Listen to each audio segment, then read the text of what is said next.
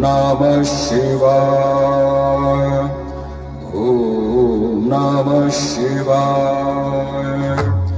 ओम नमः शिवाय। ओम नमः शिवाय। ओम नमः शिवाय। ओम नमः शिवाय। ओम नमः शिवाय। ओम नमः शिवाय। ओम नमः शिवाय। ओम नमः शिवाय। ओम नमः शिवाय। ओम नमः शिवाय। ओम नमः शिवाय।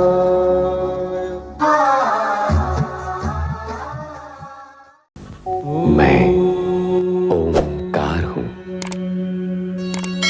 तीनों कालों के आकार को अपने व्रत में स्थित रखने वाला ओंकार।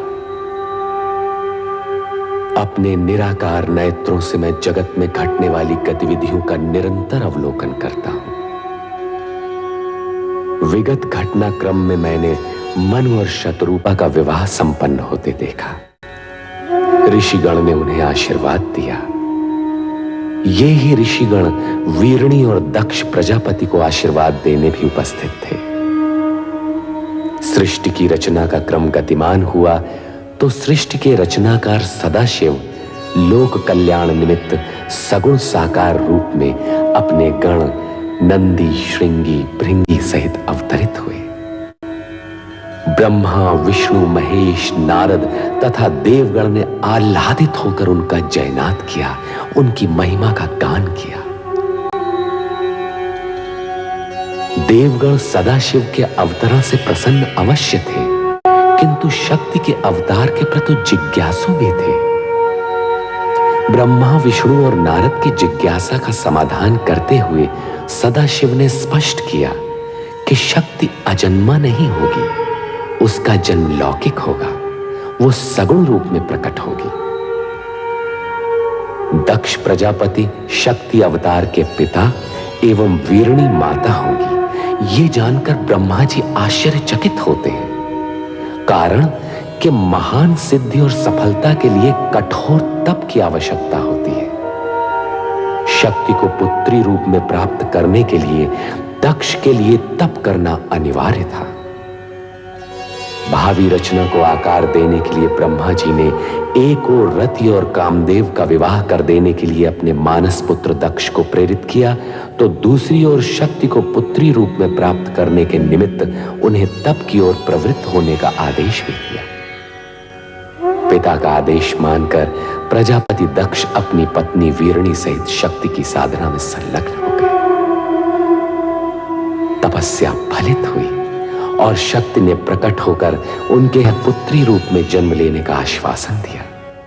साथ ही सावधान भी कर दिया कि उनके जन्म के पश्चात उन्हें शक्ति रूप में नहीं, पुत्री रूप में स्वीकार कर उसी के अनुसार आचरण करें। अपने वचन और वरदान के अनुसार शक्ति ने सती के रूप में वीरणी के गर्भ से जन्म लिया।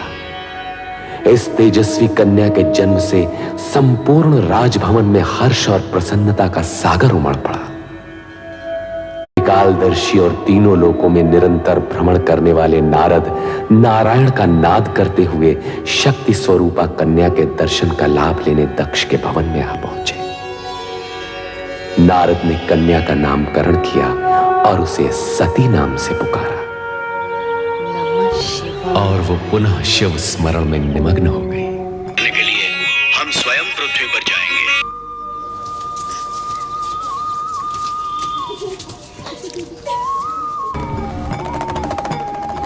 मैं भी खेलूंगा।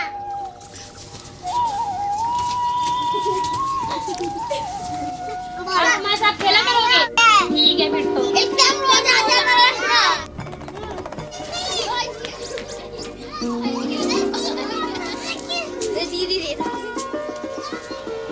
अरे वो दे।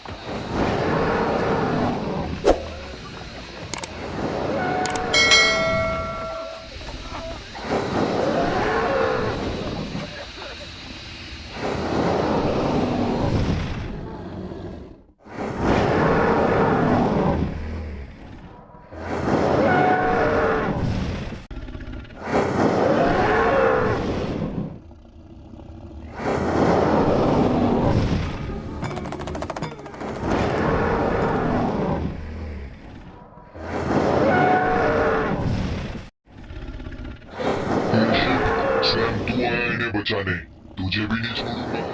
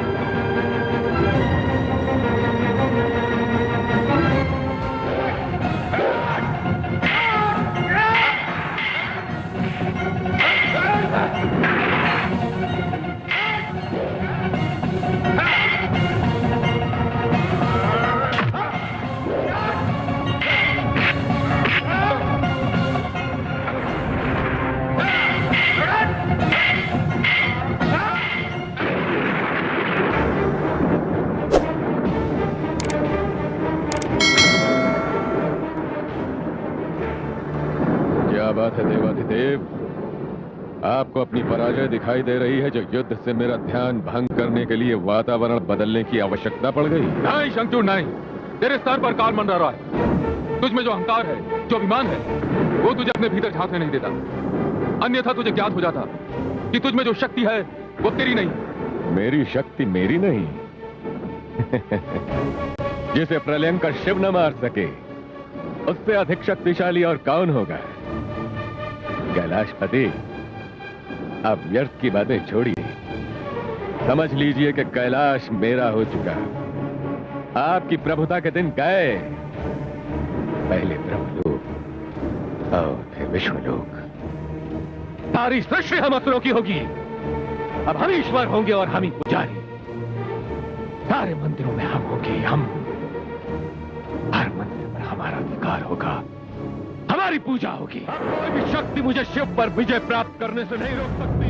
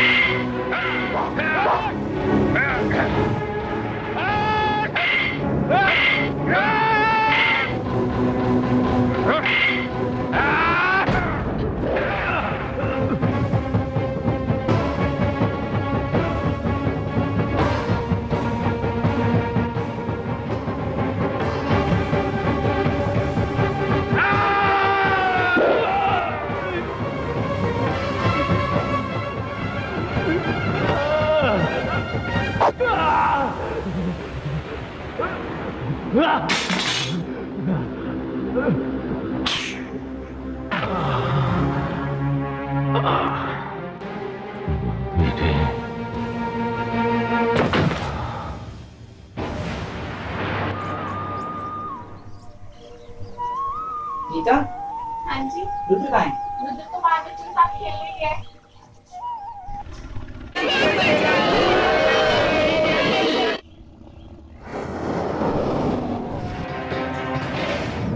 मैं स्वयं पृथ्वी पर बच्चे के रूप में विराजमान करूंगा। हमारे बेटे पे साक्षात भोले बाबा की कृपा है, इसे कुछ नहीं होगा, घबराओ मत। चलो इसे लेके घर चले अब। हर हर महादेव। तो भाई जिसने अभी तक मेरा YouTube का चैनल, सबसे पहला वर्ड मेरा, जिसने अभी तक मेरा YouTube का चैनल सब्सक्राइब नहीं करा, लाइक नहीं करा, शेयर नहीं करा, तो गाइस लाइक करो, सब्सक्राइब करो, शेयर करो और प्लस अपने दोस्त, अपने आजू बाजू, अपने रिश्तेदार, अपने सारी फैमिली में जितने भी है सबको शेयर करो। गाइस मेरा चैनल दो ने हो सब्सक्राइब करो, सबसे मेरा चैनल सब्सक्राइब करो। तो यो गाइस जुड़े रहो सारे। तो यो पमोतरा।